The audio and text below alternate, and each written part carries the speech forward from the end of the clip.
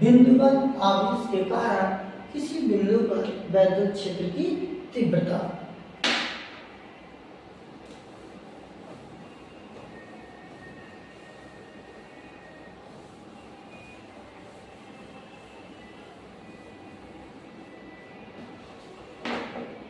देखिएगा जैसे हमारे पास कोई प्लस की आवेशित कण है और इससे बेटा r दूरी पर मान लीजिए हमने बेटा कोई परीक्षण आवेश ले लिया Q0। क्या ले लिया बेटा Q0। अब इस आवेशित कण के कारण इस बिंदु पर इस परीक्षण आवेश पर जो r दूरी पर स्थित है इस पर हम क्या निकालें बेटा वैद्युत क्षेत्र की तीव्रता निकालें। तो अब आप बताइएगा इस पर जो बेटा ये भी प्लस और ये भी कैसा प्लस होता है, इस पर क्या करेंगे बेटा वैद्युत बल लगाएंगे। क्या लगाएगा बेटा वैद्युत बल। तो आप जानते हैं जब परीक्षण आवेश से प्लस है तो ये वाला कण इस पर क्या करेगा बेटा विपरीत डायरेक्शन में बल लगा देगा। क्या लगा देगा बेटा वैद्युत बल लगा देगा। तो हमारे पास मान लीजिए कोई बिंदु Q है। क्या बेटा कोई बिंदु Q है जिस पर हमने क्या किया बेटा कोई प्लस की आवेशित कण रखा है। कोई हमारे पास कोई बिंदु Q है जिस पर हमने प्लस की आवेश रखा है और इससे बेटा r दूरी पर कोई बिंदु हमने क्या ले लिया बेटा P ले लिया। क्या ले लिया बेटा बिंदु P ले लिया। क्या ले लिया बेटा बिंदु P। और इस बिंदु P पर हमको क्या करना है बेटा वैद्युत क्षेत्र की तीव्रता निकालनी है। कोई बिंदु O है और इससे r दूरी पर कोई बिंदु P है जिसके कारण हमको क्या निकालना है बेटा वैद्युत क्षेत्र की तीव्रता निकालनी। इस बिंदु O पर कोई प्लस की आवेशित कण रखा गया है जिसके कारण हम r दूरी पर कोई बिंदु P है जिस पर हम क्या निकालना है वैद्युत क्षेत्र की तीव्रता निकालनी। अब हम आपसे बताते हैं जब जब किसी बिंदु पर वैद्युत क्षेत्र की तीव्रता की दिशा देखनी हो, सबसे पहले क्या देखते हैं बेटा डायरेक्शन देखनी हो, दिशा देखनी हो, तो हम पहले क्या करते हैं उस बिंदु पर परीक्षण आवेश को रखते हैं। क्या करते हैं बेटा परीक्षण आवेश को रखते हैं। जैसे ही परीक्षण आवेश को रखेंगे तो अब बताइए ये भी प्लस ही होता है। परीक्षण आवेश होता है एक्चुअली को हमारा धन आवेशित कण होता है।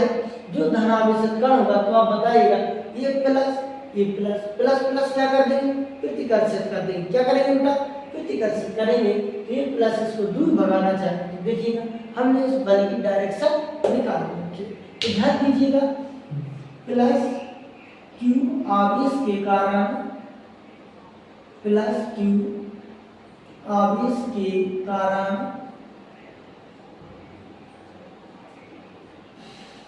बिंदु P पर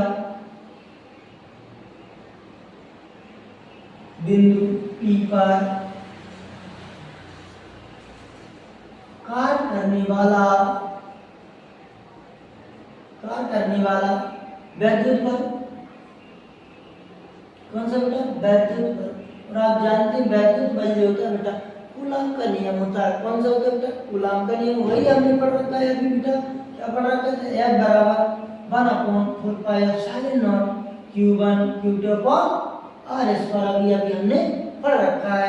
तो बताइएगा F का मान यहाँ से आएगा 1/4 pi epsilon not Q1 plus Q आवेश है बेटा Q2 Q नॉट है। क्या बेटा Q नॉट है अपॉन बेटा कितना होता है R स्क्वायर क्योंकि R दूरी पर जो हमारा बिंदु P है इसीलिए हम क्या रख देंगे बेटा R स्क्वायर रख देंगे। इसको बेटा वैद्युत बल आ गया। अतः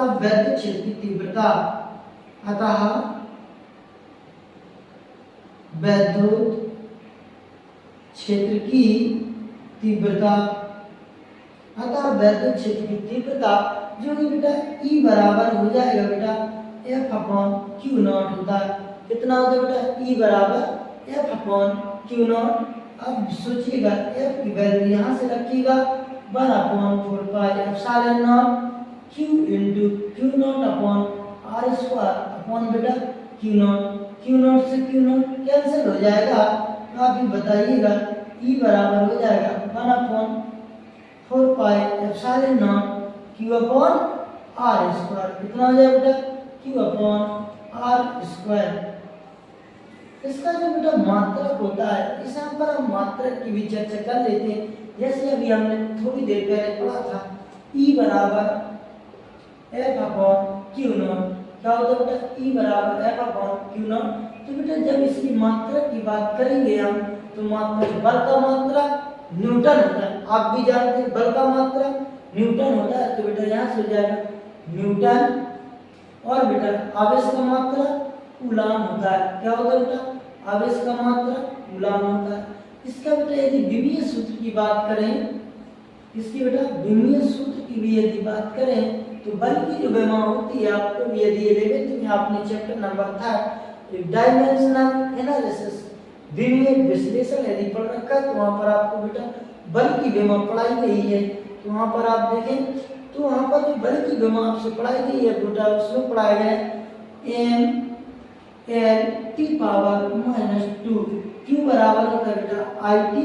तो बताइएगा यहाँ से हो जाएगा m l t पावर -2 या जदेश, तो यहाँ से आई होता है बेटा एम्पियर धारा। आप अच्छे से जानते हैं जो अपना करंट फ्लो होता है ना, इसमें जैसे आपने देखा होगा तार, आपने घरों में देखा होगा जैसे बल्ब को जोड़ देते हैं, इन्वर्टर से चला देते हैं, या फिर आपने देखा होगा कि सीधे बोर्ड से लाते उस तार को, तो उसमें जो करंट दौड़ता है ना, एम्पियर धारा, जो धारा होती है बेटा आई होती है, उसका मात्रा होता है बेटा एम्पियर। क्यों होता है? क्योंकि ये एम्पियर नामक वैज्ञानिक ने दिया था। किसने दिया था? एम्पियर नामक वैज्ञानिक ने दिया था। इसलिए इससे मात्रा व्यक्त करते ये से टी, तो बेटा टाइम में होता है, तो बेटा टी हो जाएगा। अब आप बताइएगा एम जब क्यों रहेगा, एल भी जब टी है, टी की पावर बेटा कुछ नहीं है, तो आपको भी पता जिसका कोई नहीं होता ना, उसका ऊपर वाला हमेशा होता। आप भी देखा होगा बूढ़े बुजुर्गों की, या गांव में भी देखा, या अपने शहरों में, जैसे कोई गरीब व्यक्ति को कहता है कोई बात नहीं, ऊपर वाला देख लेगा। बेटा ऊपर वाला तो ठीक है देख ही लेगा, पहले आप अपना काम तो करें, बाकी बाद में ऊपर वाला देखेगा। तो बताइए जिसकी पावर कुछ नहीं होता उसकी पावर 1 होती है। आप जानते हैं सबका मालिक 1, वही एक पावर होती है।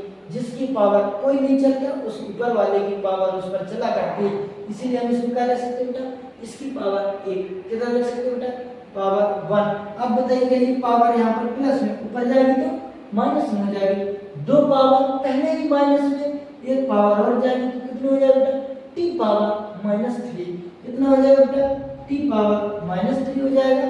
और इस एक को और ऊपर ले जाएंगे तो यहाँ से हो जाएगा बेटा e पावर -1। ये विमीय विश्लेषण होता है, इसका विमीय सूत्र होता है, इसको बेटा नोट कर लीजिए।